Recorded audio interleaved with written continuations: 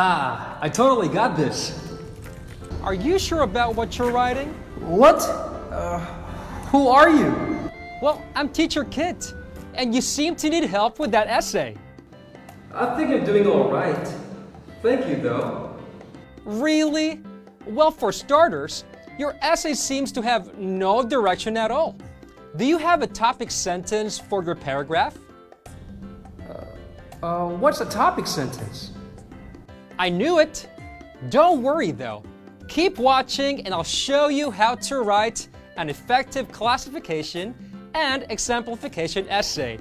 My name is Teacher Kit, your virtual teacher for reading and writing.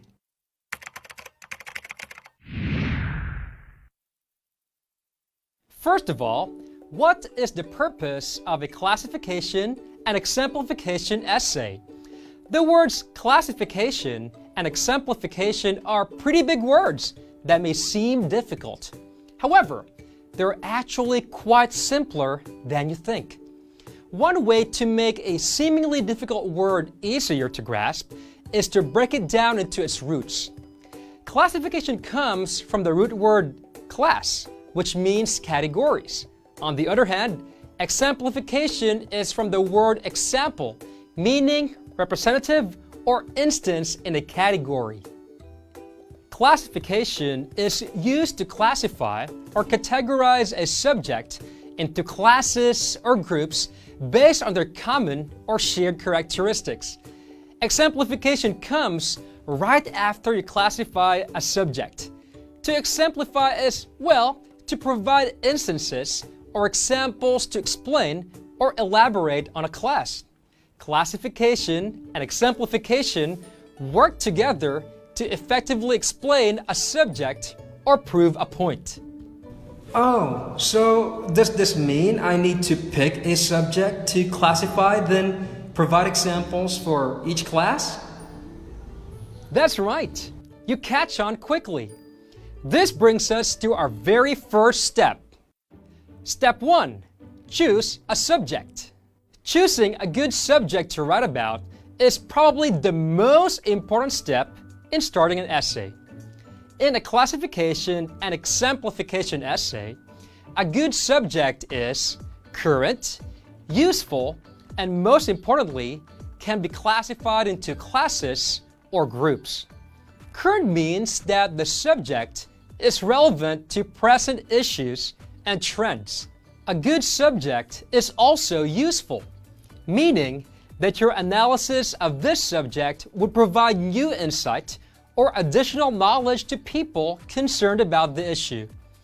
Ultimately, a good subject can be classified or categorized into classes or groups. It won't be a classification and exemplification essay if the subject you chose cannot be classified. Current, useful, and can be classified. I think I know a perfect subject for you. Let us write about the different ways to improve a person's general well-being during the pandemic. It is current, pretty useful, and can be classified into classes. Let me show you more ideas for subjects that are current, useful, and can be classified, just so you have options. Useful mobile phone apps for studying. Stress coping strategies. Hobbies during the pandemic. Book genres to read for leisure. Types of essential workers and their roles. Ways to protect yourself from COVID-19. And ways to overcome writer's block. Now that we have a subject, the next step is to brainstorm ways to classify and exemplify your subject. Brainstorming is one of the best ways to generate ideas for our essay. In a brainstorming session, tools we call graphic organizers will come in handy. Graphic organizers are visual charts and graphs that will help you organize ideas and information generated from your brainstorming session. For this particular essay, we will be using a graphic organizer called the mind map. This brings us to Step 2. Create a mind map. A mind map is a visual way to plot ideas and information you've gathered or thought of in a brainstorming session. Get a piece of paper for this exercise. Start your mind map by writing the subject at the center of your paper. Then, classify your subject into classes using lines we call stems. These classes will then be exemplified using stems to show examples. Let's try creating a mind map. Since we chose the subject general wellness during the pandemic, we will start our mind map by writing our subject at the center of our paper. Now, let's classify our subject. A lot of articles we found online identified 3 kinds of activities that promote general wellness: physical, mental, and spiritual activities. Let me write those classes in our mind map. Looks great! We have successfully classified our subject. Now, it's time for us to exemplify each class. Basically, we now need to brainstorm examples of activities that promote general wellness for each class. First, let's exemplify your first class, physical activities. What physical activities can you think of that promote general wellness? Well, the first thing that comes to mind is daily exercise. I think getting enough sleep is another example as well. And so is eating a balanced meal on time. These seem like great examples. Let us write those down on our mind map so we won't forget. Let us now exemplify our other 2 classes. We filled in mental and spiritual activities as well for your convenience. Under mental activities, we listed meditation, reading a page from a book daily, and keeping a journal. Under spiritual activities, we included daily prayer, scripture reading, and attending church. Our mind map looks great. I think we're ready for Step 3. Write your paragraphs. Now that we have our mind map, we may start constructing our paragraphs. Here is a simple outline to help us construct a paragraph for a classification and exemplification essay. First, a topic sentence, followed by a supporting sentence. Then, a concluding sentence at the end. Let us now first discuss what a topic sentence is. A topic sentence is the first sentence of your paragraph. Think of it as a mini thesis statement, but only for one paragraph. The topic sentence contains the main idea or a controlling idea of your paragraph. For this particular essay, your topic sentences are based on the classes from your mind map. For example, the first class you identified based on your mind map is physical activities. Let us now create a topic sentence using physical activities as our basis. To do this, ask yourself, what is the significance or connection of this class to your subject? In your case, what is the significance or connection of physical activities to general wellness? Here is our topic sentence for physical activities. Physical activities promote general wellness during the pandemic. Boom! We now have our topic sentence. Supporting sentences follow our topic sentence. The number of supporting sentences in a paragraph depends on how many examples you included in your mind map. In our case, we exemplified 3 physical activities: daily exercise, getting enough sleep, and eating a balanced meal. We will write a sentence or 2 explaining each of these physical activities. We may consult sources such as books, websites, journal articles, and other credible sources to help us explain each example. Here are supporting sentences. For daily exercise, we wrote 2 sentences. Daily exercise is a beneficial example of physical activity. It helps control weight, reduce the risk of heart disease, and strengthens the bones and muscles. We found these facts from Concordia St. Paul's website, and so we included the author and the year it was published at the end of our second sentence. We did the same for getting enough sleep and eating a balanced meal.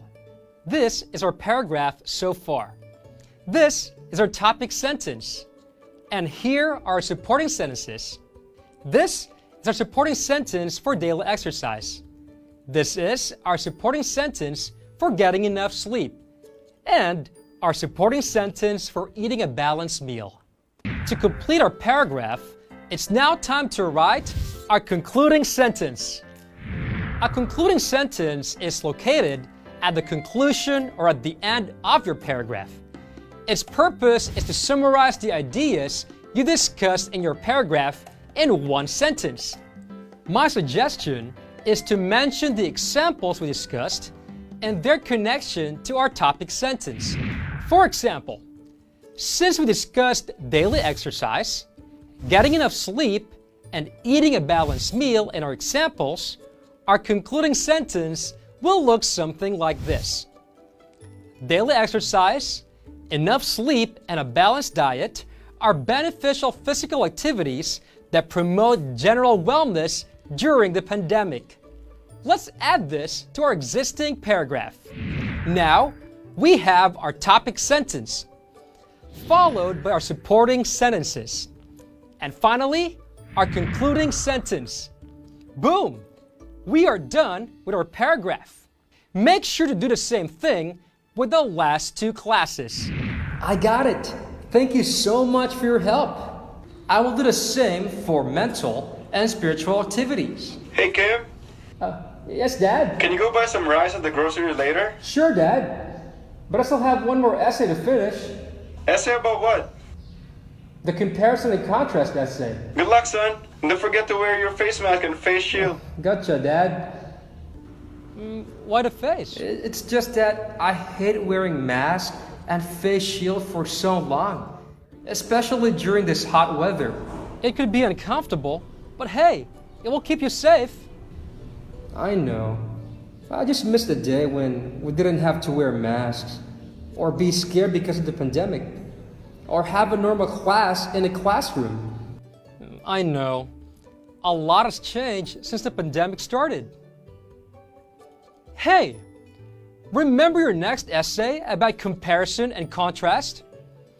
I think we just found the perfect topic for your essay. Get ready, because we are about to explore the comparison and contrast essay. A comparison and contrast essay does 2 things. First, comparison discusses elements that are similar or alike.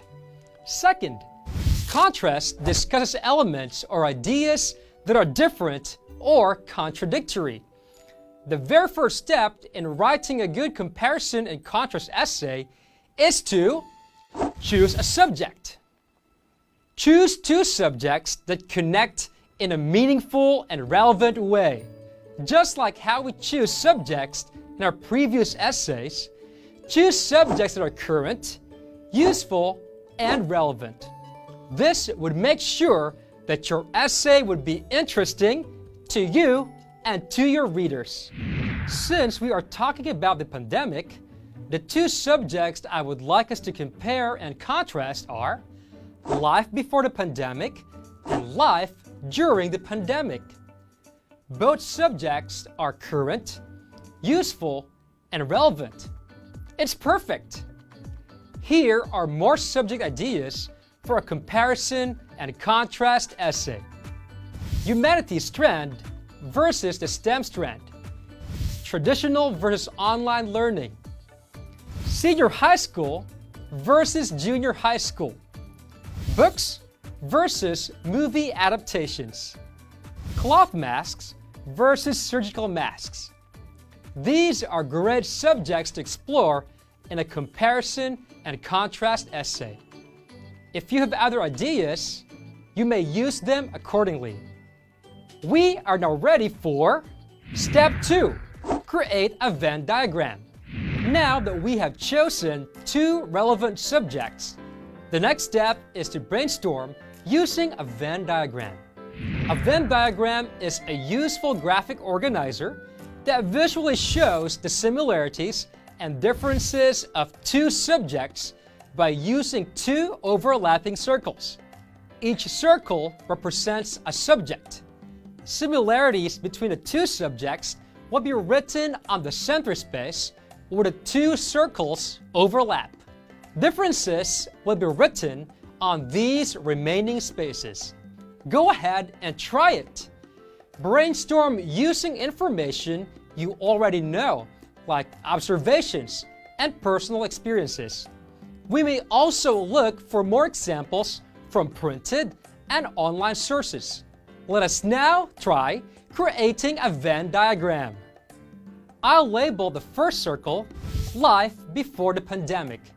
Then the second circle, Life During the Pandemic. Okay, let's fill these in. Before the pandemic, we don't wear masks. Now, we couldn't go out without a mask and a face shield. Before the pandemic, we have face-to-face classes. Now, we have modules and online classes. Oh, similarities. We use social media before and during the pandemic, even more so during the pandemic. Brainstorm or research additional information to fill up your Venn diagram with as much ideas as you can. Now that we have filled your Venn diagram from our brainstorming session, it is now time for Step 3. Structure your approach. A common structure for a comparison and contrast essay is through a point-by-point system. The point-by-point system classifies similarities and differences by topics or points. We may identify these points in our Venn diagram and relist them for organization. For example, an obvious point of comparison and contrast from our subject is travel. We may dedicate a paragraph comparing and contrasting travel before and after the pandemic. Another example of a point is communication. Hello? We need to dedicate another paragraph comparing and contrasting ways of communication before and after pandemic. Education could be another point. Before pandemic, we used to have face-to-face classes. Now, we use modules and some attend online classes. Let's dedicate another paragraph for education. Based on the points we have identified, we now have a plan for 3 paragraphs. Paragraph 1 is about travel before and during the pandemic. Paragraph 2 is about communication before and during the pandemic. Paragraph 3 is about education before and after the pandemic. This looks like a good plan. Now that we have decided on an approach, we are ready to Step 4. Write your paragraph. Writing a comparison and contrast paragraph follows the same structure as a classification and exemplification paragraph. It should have the following sentences: a topic sentence, followed by a sufficient number of supporting sentences, then a concluding sentence at the end. Let's discuss these sentences one by one. Your topic sentence should be based on the point you are discussing in the paragraph. For example, if I am writing about my third point, which is education, my topic sentence would look like this: education is another point that has changed dramatically during the pandemic. Your supporting sentences are examples of similarities and differences you listed based on the point for that paragraph. Since I am focusing more on how education changed, I would write a few examples of how education has changed since the pandemic. Before the pandemic, classes are held face-to-face inside a classroom. Now, classes are held online. Here is another supporting sentence. Before the pandemic, students interact with teachers in real time. They may ask questions and will get immediate feedback. Now, since interactions are online, responses may be delayed or even non-existent. Let's now add a similarity. Despite these changes, students are still expected to be committed to their studies. Our last sentence is the concluding sentence, which summarizes the points you made in your paragraph. For our paragraph, these new approaches to education have definitely changed how students and teachers interact. There you go. This summarizes our paragraph nicely. This is our entire paragraph with a topic sentence, supporting sentences, and a concluding sentence. Wow, a lot has really changed since the pandemic. I miss a lot of things like studying with a classmate or watching a movie at a theater. Same here. However, this is our new normal now. We have to remain optimistic and positive while getting used to it. I will. I think I know enough to finish my comparison and contrast essay. Thanks so much.